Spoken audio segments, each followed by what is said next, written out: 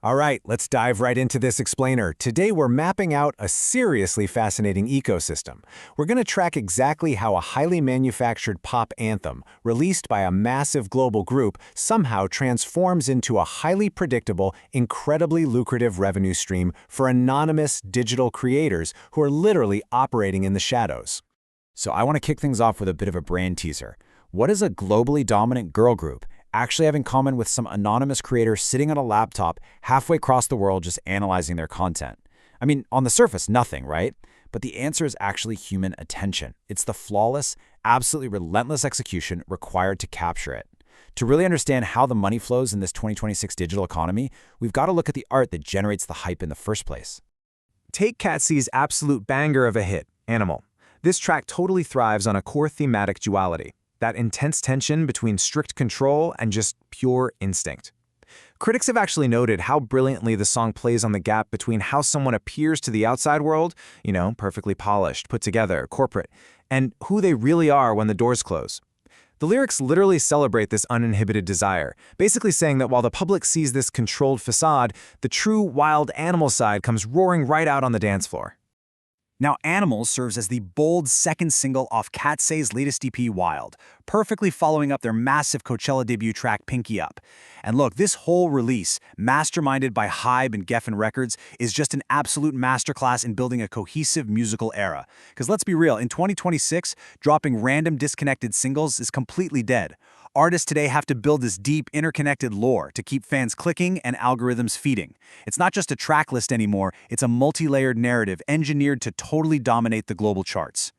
And the sheer firepower behind this track is just astounding. This wasn't some basic corporate matchmaking by the label. Ed Sheeran literally asked to write for the group.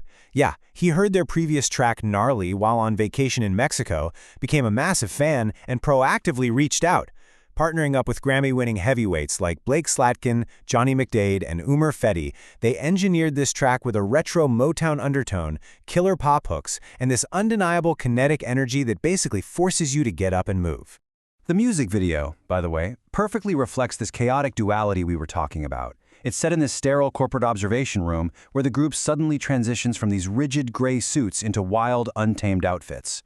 You even have this incredibly surreal high-fashion cameo from Demi Moore, who steps in just to tell them to get wild.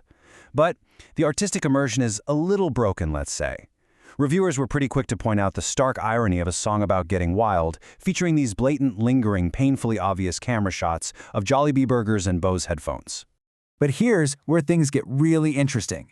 While the label spent millions on high-end production, Demi Moore cameos, and corporate sponsors, the song's infectious energy trickled right down to the creator economy in completely free, organic ways.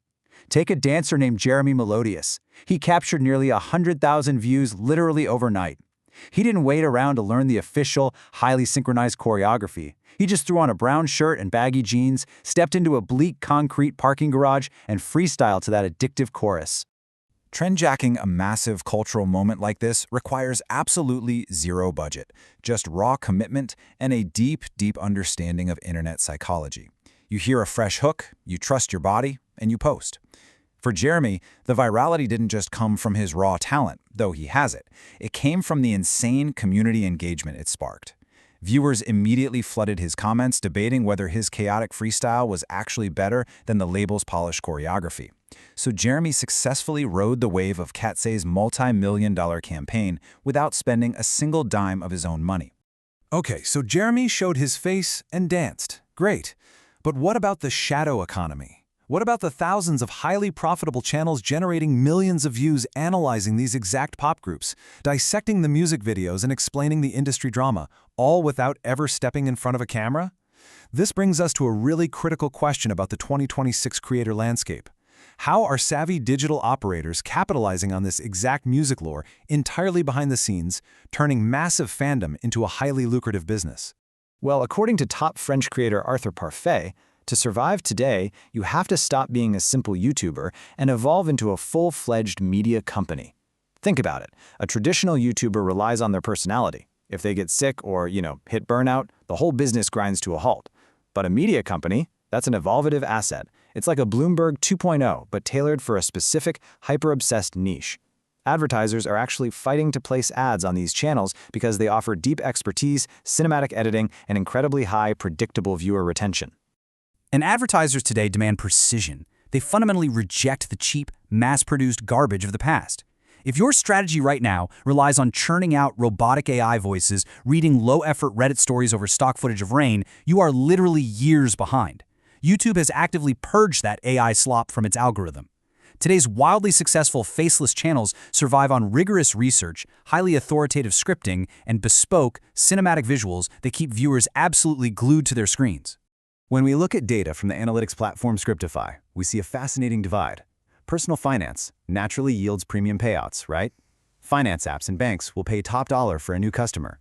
But pop culture documentaries, like channels breaking down the deep lore of a Katseye music video, they thrive on a totally different metric: fandom. Music and movie fans are fiercely loyal.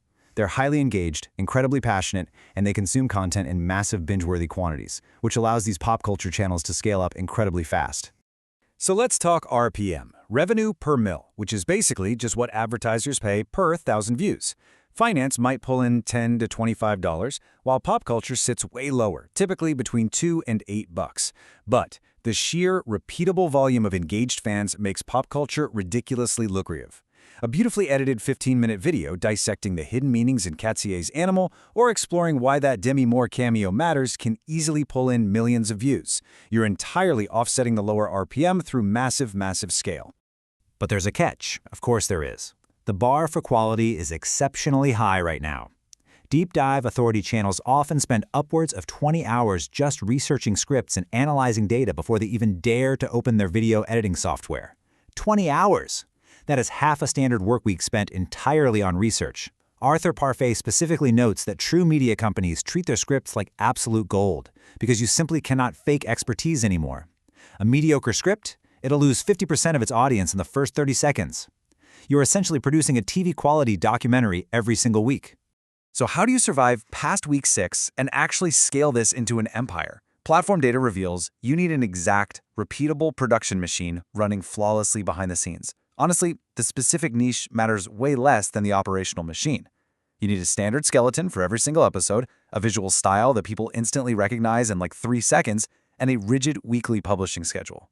Here's a hard truth for you. If you can't sit down tonight and come up with 50 video ideas for your niche, you probably shouldn't even start the channel.